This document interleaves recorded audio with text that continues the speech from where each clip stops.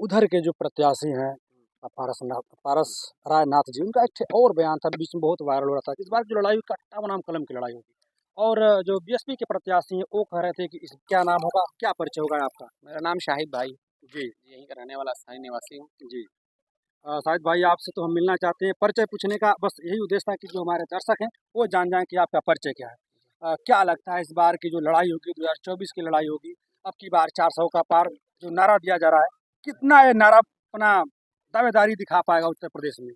देखिए, जो 400 का पार पार का जो नारा है, जी। उससे अभी अभी हमारे सांसद जी आप लोग को बता रहे थे कि वो 150 सीट के ऊपर कहीं वो जीतने वाले हैं नहीं। जी। पूरी तरीके से ये चुनाव भाजपा बनाम जनता के बीच में होने जा रहा है। जी। ये चुनाव कोई विपक्ष नहीं लड़ रहा है। हुँ। ये चुनाव जनता बनाम जो वर्तमान सरकार है उसके बीच में लड़ा जा रहा है और जनता ने पूरी तरीके से मूड बना लिया है कि ये भाजपा की सरकार जो तानाशाही सरकार है, लोकतंत्र विरोधी सरकार है, इसको उखाड़ फेंकने के लिए पूरी तरीके से मन बना लिया है। बीजेपी कहीं न कहीं एक वादा करती है, दावा करती है कि जो जनता है वो हमारे साथ है, इसलिए हम 400 पार कर रहे हैं। जो जनता है कहीं न कहीं हमारे जो कार्य हैं उससे प्रेरित है, इसलिए हम 400 पार कर रहे हैं। सबका साथ, सबका विकास वाला जो पैटर्न है उसको हम लेकर चल रहे हैं। बाकी लोग तो बरगलाने के काम करते हैं, इस पे क्या कहना चाहेंगे आप? और युवाओं से प्रश्न बनता है। देखिए, मैं आपसे प्रश्न पूछना चाहता हूँ कि भारत में मोदी जी जब भी इससे पहले संबोधन करते थे, तो हमेशा कहते थे कि मैं 125 करोड़ भारतीयों का प्रधानमंत्री हूँ, सबका साथ, सबका विकास, सबका विश्वास। पहली बार मोदी जी की जो घबराहट आप देख रहे होंगे कि उन्होंने एक देश के सबसे बड़ी दूसरी बहुसंख्यक आबादी जो है, उसको पूरे समाज को घुसपैठिया बना दिया। पूरी तरीके से हाशिए पे आकर के खड़े हैं, क्या बोल रहे हैं, कब बोल रहे हैं, कैसा बोल रहे हैं, समझ में नहीं आ रहा है। पूरी तरीके से मुझे लगता है कि भारतीय जनता पार्टी बैकफुट पे है। कल भी आपने देखा होगा कि एक एनडीए के युवा मंच के प्रदेश अध्यक्ष आए थे गाजीपुर में और किस तरीके का उन्होंने अनाप-शनाप बयान दिया, जिसको देख कर के पूरी तरीके से हँसी आ रही थी। खुद यहाँ के प्रत्याशी की आपने बाइट लिया होगा, देखा होगा कि जो नंद वंश के अंत की बात कर रहे हैं, जिनका मतलब कुछ तो जो सकारात्मक राजनीति होती, कुछ समझ में नहीं आ रही है। पूरी तरीके से बैकफुट पे भारतीय जनता पार्टी नज़र आ रही है। आप देखिए, जब ये पहला राउंड चुनाव हुआ, वहीं पर उत्तर प्रदेश के हम लोग रहने वाले हैं।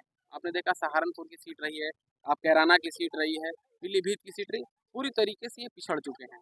अब इनके अंदर पूरी तरीके से बौखलाहट है।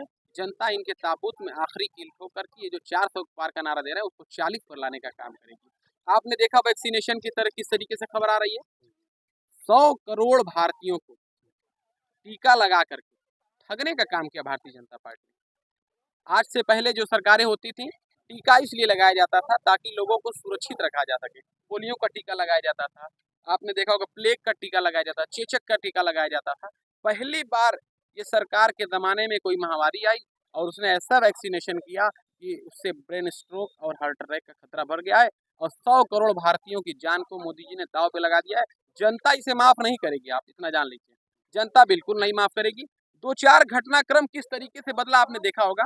अभी आपने देखा होगा कर्नाटक से एक वीडियो वायरल हुआ है। रेवन्ना साहब कोई थे, 4 दिन पहले मोदी जी कह रहे थे कि रेवन्ना को वोट दीजिए, मोदी का हाथ मजबूत होगा। और उसके बाद 2971 वीडियो, अश्लील वीडियो किसी व्यक्ति का वायरल हो रहा है और मीडिया खामोश है। कहीं न कहीं जनता सब कुछ देख रही है। अब मैं तो सोचने पे मजबूर हो जा रहा हूँ कि कोई व्यक्ति इतना कैसे नीचे गिर सकता है। किसी का वीडियो 1 वीडियो, 2 वीडियो वायरल हो सकता है, किसी का 2971 वीडियो अश्लील वीडियो वायरल हो जाए, मुझे तो समझ में नहीं आ रहा है। बीजेपी का मतलब आज की डेट में मुझे लगता है बलात्कारी जनता पार्टी हो गया है, क्योंकि आपने कुलदीप सिंह सेंगर को देखा, आपने कुश्ती संघ के अध्यक्ष हैं फेडरेशन के क्या कहते हैं ब्रजभूषण शरण सिंह को आपने देखा। अभी भी देखिए इतना सब कुछ के बाद कि जवानों ने अपने मेडल्स को ले जा करके प्रधानमंत्री के चौखट पे रख दिया। उसके बाद भी टिकट काट करके उसके बेटे को फेडरेशन का अध्यक्ष भी बना दिया गया और उसको टिकट भी दे दिया गया। जनता क्या ये सब नहीं देख रही है? आप कहीं पे भी जाइए, 5 किलो राशन दे करके आप सीधे-सीधे जनता को खरीद नहीं सकते हैं। आपने देखा गाज़ीपुर में आप हैं, गाज़ीपुर की बात करेंगे, जनता का जननायक। 90 के दशक के आसपास आज़ाद भारत में जो गुलामी की जो ज़ंजीरें खींची जा रही थी, आप देखे होंगे मोहम्मदाबाद आप कभी विधानसभा में चले जाएँगे, लोग बताते हैं कि अगर यहाँ पता है इन लोगों से पूछिए किसी की रिश्तेदार यहाँ हो, कि जब वो एक जाति के लोग, जाति विशेष के लोग जिन्हें चुरकी रख करके एक विशेष समुदाय के लोग कहे जाते थे, जब वो जाते थे, को चरपाई खड़ी करके उनको सलाम करना होता था, नतमस्तक करना होता था, झुक जाना होता था। लेकिन उस चीज़ों को मुख्तार अंसारी ने जब समाप्त किया, जब उनको पूरी तरीके से जो जो गुलामी की ज़ंजीरों को जो जकड़ा जा रहा था, उस गुलामी की ज़ंजीर को जब काटने का काम किया, तो सामंतवादी ताकतों को पूरी तरीके से एक मौका मिल गया। उनको माफिया इस तरीके से फलाना-ढिमाका कह करके उनको बदनाम करके जेल में डाल दिया। आज उनको ज़हर दे करके मार दिया गया है। उसके बाद भी उनको चैन नहीं आ रहा है, अब उनको माफिया कहा जा रहा है। तो अ, इसके इस प्रति इस इस पे रोकना चाहेंगे आपको। हुँ, हमारे गाज़ीपुर ज़िले में अंजना ओम कश्यप आती हैं, बहुत हुँ, बड़ी एंकर हैं हुँ, और उनसे सवाल किया जाता है। हुँ, तो कहती हैं कि बताओ जो आरोप सिद्ध हो, हुँ। उसको माफ़िया नहीं कहा जाएगा तो क्या पुजारी कहा जाएगा? मैं तो सोचा था कि अंजना ओम कश्यप से मैं मिलूँगा, जी। चूँकि मेरी मुलाकात नहीं हो पाई। मैं आपके माध्यम से उनसे सवाल करना चाहूँगा। अंजना ओम कश्यप नोएडा में बैठती हैं और जैसे ही हेलीकॉप्टर से उतर रही हैं, कर ये गाज़ीपुर पूर्वांचल की दूसरी सबसे बड़ी हॉट सीट है, यहाँ पे मुख्तार अंसारी और अफ़ज़ल अंसारी का दबदबा है। इसका मतलब वहाँ पे भी खबर है कि मुख्तार अंसारी और अफ़ज़ल अंसारी एक ऐसे नेता थे, जिनको जनता पसंद करती है। जनता पसंद करती तब तो दबदबा रहा है। आखिर कोई माफिया को कब तक वोट देगा? मुख्तार अंसारी जेल में रहे हैं। अगर वो जेल में रहे हैं, उसके बाद भी उनको वोट मिलता रहा, क्या किसने कट्टा टाना? माफिया तो मुख्तार अंसारी थे आपके हिसाब से। तो कौन जाकर के जनता पे कट्टा थमाता था या हड़काता था, कौन धमकाता था बताइए? जब मुख्तार अंसारी खुद जेल में है, तो जनता क्यों उनको वोट देती थी? 1 बार दी, 2 बार दी, 3 बार दी, 4 बार दी। 84 से उनका परिवार लगातार गाज़ीपुर की राजनीति में, ऐसे तो बहुत पुराना उनका इतिहास रहा है, लेकिन इधर अफ़ज़ल अंसारी से लेकर के उनके भाई जो तीनों लोग हैं, 84 से लगातार राजनीति में सक्रिय रहे हैं और 80-90 का दशक आप पता कर लीजिए। यहाँ पे सैदपुर जाना होता था, मुड़ियार होकर के रास्ते मगरिब बाद यानी कि जब सूर्यास्त होता था, लोग जाने से डरते थे, उनकी चैन छीन ली जाती थी, पैसे छीन ली जाती थी, बाइक छीन ली जाती थी। ऐसी स्थिति में वहाँ के जो लोग थे, अगर उनके ऊपर अब मुख्तार अंसारी ने अगर अपना हाथ उठा ही दिया, तो मैं समझता हूँ ये माफियागिरी नहीं है। आप मोहम्मदाबाद में जाकर के देखिए, कुर्सी को उठा दिया जाता था, सजी-सजी दुकानें हैं, अगर उन्होंने प्रणाम नहीं किया, तो शाम तक दुकानें लूट ली जाती थी। ऐसे सामंतवादी ताकतों के खात्मा के लिए जो इंसान लड़ा है, आज वो हम लोग के बीच में नहीं है, उनकी हत्या करके उनको शहीद कर दिया गया है। ऐसी स्थिति में गाज़ीपुर की जनता पहली बार उनकी नामौजूदगी में जो चुनाव है, श्रद्धा अपनी पेश करने के लिए, अपनी अकीदत का इज़हार करने के लिए, उनको सच्ची श्रद्धांजलि अर्पित करने के लिए अपना वोट रूपी जो हथियार है, उसको इस्तेमाल करके उनके परिवार का कोई आता है, अफ़ज़ल अंसारी आते हैं या उनको अगर सज़ा करा दी जाती है, उनकी बेटी नुसरत अंसारी आती है, अब्दुल मुख्तार के बेटे उमर आते हैं, कोई भी आएगा, हमारा सिर्फ़ और सिर्फ़ एक निशान है, वो है साइकिल। इंडिया गठबंधन का एक निशान है, वो है साइकिल। उसकी बटन दबा करके हम लोग पूर्ण बहुमत से इंडिया की सरकार बना करके ये जो ज़ालिम और संविधान विरोधी लोकतंत्र की हत्यारी सरकार है, इसको उखाड़ फेंकने का हम लोग काम करें। एक शिक्षा माफिया मतलब ऐसा कुछ देखिए करके बयान था। बीएसपी तो क्या इस बार की जो लड़ाई होगी त्रिकोणीय होगी या फिर एक तरफ़ा होगा? बीएसपी के प्रत्याशी को तो पता ही नहीं चल रहा है। घोषणा होने के बाद न्यूज़ और चैनलों के माध्यम से पता चला कि डॉक्टर उमेश सिंह कोई हैं, कहीं के होंगे ये भी नहीं पता है। मुड़ियार कोई साइड के हैं होंगे, जहाँ कहीं से। के हाँ। होंगे, उनको टिकट मिला है। आप मीडिया के बंधु हो, चूँकि इंटरव्यू आप लिए होंगे तो आप जानते होंगे। मुझे लगता है यहाँ पे सैकड़ों लोग खड़े हैं, किसी से पूछ लीजिएगा तो पता नहीं होगा कि उमेश सिंह हैं कौन? दूसरी चीज़ पारसनाथ राय, जिनके यहाँ सेंटर बनता है। आप चूँकि कुछ ऐसी चीज़ें हैं, सरकार इस तरीके की चल रही है कि हम भी कहने से डर रहे हैं भैया, क्योंकि मुकदमा लाद दिया जाएगा, परिवार को परेशान किया जाएगा। ऐसी स्थिति में नहीं तो आप पिछले चुनाव का जब आप 2019 में जाएँगे, तो जो श्री सिन्हा जी, जिन्हें तथाकथित विकास पुरुष कहा जाता है, उनका करोड़ों रुपया आकर के कहाँ रखा गया था, कहाँ से प्रचारित हुआ, कहाँ से प्रसारित हुआ, आप सब जानते हैं। पता कर लीजिएगा उनके बारे में। कहीं पे मैं बता दिया हूँ, मैं वही बात तो आपको बता रहा था कि सीधे-सीधे गाज़ीपुर का चुनाव जनता बनाम सरकार का है और जनता जो है, वो सीधे-सीधे अफ़ज़ल अंसारी के साथ खड़ी है। कहीं कोई पारसनाथ राय हो, चाहे कोई अभी तो कितने लोगों ने चेहरा ही नहीं देखा। और चलिए पारसनाथ राय मुझे लगता है, जी। पारसनाथ राय की कोई पहचान नहीं है। अपनी पहचान लोगों में पहुँचाने के लिए अनर्गल बयान दे रहे हैं। एक आपने सुना होगा कि हैदराबाद के सांसद हैं असदुद्दीन ओवैसी, जी। उनके एक भाई हैं अकबरुद्दीन ओवैसी। 2014 में उनकी पार्टी को कोई जानता नहीं था, तो उनके भाई ने एक बयान दिया था 15 मिनट का, आप लोग सुने होंगे। जी। उस बयान का नतीजा ये हुआ कि पूरे हिंदुस्तान के कोने-कोने में ओवैसी को लोग जानने लगे। तो ठीक उसी नीति पे चल करके पारसनाथ राय, हमको लग रहा है उन्हीं का अनुसरण किए हैं और उल्टा सीधा बयान दे रहे हैं, नंदगंज का नाश कर देंगे, किसी को माफिया, अनुसरण किसी को उनको कुछ। क्यों करेंगे? वो तो अनुसरण करते हैं, प्रतिनिधित्व करते हैं चाणक्य को, शिक्षक हैं वो। चाणक्य ने कभी किसी के नाश की बात नहीं की। आप पता कर लीजिए, चाणक्य से तो लोगों को सीखने को मिलता है। चाणक्य कहाँ किसी का नाश कर रहा था, बताइए आप। और यहाँ पे कुछ साथी इन लोगों से भी जानने की कोशिश करते हैं, क्या लगता है कि इस बार का जो माहौल होगा गाजीपुर का, एक तरफा होगा या मुकाबला जो होगा त्रिकोणी होगा? क्या लगता है आपको? गाजीपुर का माहौल बहुत एक तरफा रहेगा।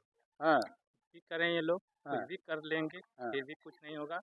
इन लोग की बस नहीं है कि गाजीपुर के चुनाव को ये हरा पाए। अरे तो कह रहे हैं कि हम कलम पकड़ाएंगे, एक तरफ आप जाएंगे तो कट्टा पकड़ाया जाएगा, कलम बनाम कट्टा की लड़ाई होगी। वो कट्टा की या कलम की लड़ाई करें, कुछ भी करें, हाँ, अफजाल जी को लोग जिता कर भारी मतों से दिल्ली चौंकाएंगे। इनकी लोग बस की नहीं है कि अफजाल जी को हरा ले। और क्या कहना चाहते हैं, क्या लगता है आपके विचार से, क्या लगता है कि इस बार का जो चुनाव होगा कैसा होगा? इस बार का चुनाव अफजाल के पक्ष में है। अफजाल ज्यादा से ज्यादा वोट से यहाँ से जीतेंगे। और यहाँ के जो अदर प्रत्याशी हैं, अदर पार्टी के प्रत्याशी है, उन्हें कोई जानता नहीं। जैसे बसपा का कौन सा प्रत्याशी है, भाजपा कौन प्रत्याशी है, ये लोग बहुत पिछड़े हुए हैं। ये भाजपा की नीतियों को, झूठ वाली नीतियों को जनता ने जान गई है, सब पहचान गई है। आदमी एक बार सब मिला जुला के आपको लगता है कि यहाँ से अफजाल हाँ, अंसारी का पलड़ा अफजाल- भारी? आपको क्या लगता है कि यहाँ से किसका पलड़ा भारी होगा? यहाँ से अफजाल अंसारी का है। क्या नाम होगा? शुभ आपका नाम क्या होगा? अंबिका सिंह यादव। अंबिका सिंह यादव जी, क्या लगता है कि अफजाल अंसारी का यहाँ पे पलड़ा भारी होगा? भारी नहीं, एकदम भारी है। हाँ, हाँ, अब की बार बहुत भारी मतों से विजयी हो रहे हैं। यादव जी लोग तो साइकिल छोड़बे कहाँ करूँ, तो हमेशा भारी कैले रहे। अरे वो कैसे यादव जी कैसे भारी के लिए? हाँ, हाँ, मुसलमान भी है, यादव भी है, हरिजन भी है, सभी लोग हैं, सभी जातियाँ उनके साथ में हैं। तो क्या लगता है सर, किस बार का जो लड़ाई हुआ कैसा होगा? इस बार की लड़ाई बहुत अच्छी है। इस बार भारी बहुमत से अफजाल अंसारी जो है जीत रहे हैं। ये झूठी सरकार है और जनता बिल्कुल खिलाफ है इनके। हाँ, इस बार जो है साइकिल पर मुहर लगा के अफजाल अंसारी को भारी मतों से विजयी बनाए और दिल्ली पहुंचाए। क्या सर पूरा पगड़ी उगड़ी बांध के मेढ़ी पे खड़ा हो गए हैं, क्या लगता है कि इस बार का माहौल कैसा होगा? सर माहौल बहुत अच्छा है। और क्योंकि गाजीपुर की जनता जो है वो बीजेपी को बहुत मतलब कि नकार चुकी है। अच्छा, क्योंकि गाजीपुर में 7 विधानसभाएं हैं और आपने देखा होगा कि विधानसभा चुनाव में गाजीपुर में एक भी भाजपा का खाता नहीं खुला। और इसी तरह से विकास पुरुष कहे जाने वाले मनोज सिन्हा जी को, इतने बड़े नेता थे और मान लीजिए कि मंत्री थे और जम्मू कश्मीर के राज्यपाल हैं, तो जब वो हार गए माननीय अफजाल अंसारी के चुनाव में, तो ये पारसनाथ राय और ये आपके ये जब ये सवाल किया जाता है उन लोगों से, तो लोग कहते हैं कि बताइए कि सपा और बसपा का वोट पहाड़ जैसा वोट हो जाता है और उसको भेजना किसी की बस की बात नहीं है अकेले। नहीं, ऐसा कुछ नहीं है। वो ऐसी बात नहीं है, ऐसी नहीं है। देखिए ये लड़ाई जो है एक तरफा है, क्योंकि जो अफजाल अंसारी सच की हाँ, झूठ बनाम सच की लड़ाई क्या है। नाम होगा सर? जी सर, मेरा नाम कामरान अहमद है, रिंकू कहते हैं हमको। अब भाई पीछे क्यों है, क्या लगता है? युवाओं का मत बहुत जरूरी है, क्या लगता है कि बार युवा किसके साथ है? युवा आजकल समाजवादी पार्टी के साथ है, एकदम जोर शोर से लगा हुआ है। क्योंकि इस सरकार में नौकरी नाम की कोई चीज़ नहीं है। पेपर होता है, पेपर लीक होता है, फिर पेपर आता है, फिर लीक होता है, यही चल रहा है। इससे पहले आप देखेंगे तो जो 17 महीने के लिए तेजस्वी की सरकार आई थी, उन्होंने लाखों भर्तियां कराई। उसके बाद ये नीतीश चाचा जी हैं जो, वो आए, उन्होंने सरकार संभाली। उसके बाद जो नीतीश क्या नाम है, तेजस्वी की सरकार में जो एडवर्टाइजमेंट जारी हुआ था, उसको नीतीश चाचा ने करवाया और उसके बाद इस कदर का वो पेपर लीक हुआ है कि अभी तक उसकी कोई घोषणा नहीं हो पाई, नहीं चोर पकड़े गए। आप देख सकते हैं। लगता है कि सरकार बदलेगी इस बार? सरकार बिल्कुल बदलने जा रही है। यहाँ से इतने भारी मतों से अफजाल अंसारी जी जीतेंगे कि जिसका आप लोग अंदाजा नहीं लगा पाएंगे। चलिए दोस्तों, हम लोग वीडियो कहीं पे समाप्त करते हैं। हम लोग इस समय थे गाजीपुर में। जैसा कि तमाम लोग बताते हैं, बड़े बड़े चैनल वाले भी बता रहे हैं इस समय कि गाजीपुर जो है कि उत्तर प्रदेश की सबसे हॉट सीट में से दूसरी सीट है। तो इस समय हम लोग गाजीपुर में थे और वीडियो को हम लोग यहीं पर समाप्त करते हैं। वीडियो अच्छी लगी हो तो सब्सक्राइब करें, लाइक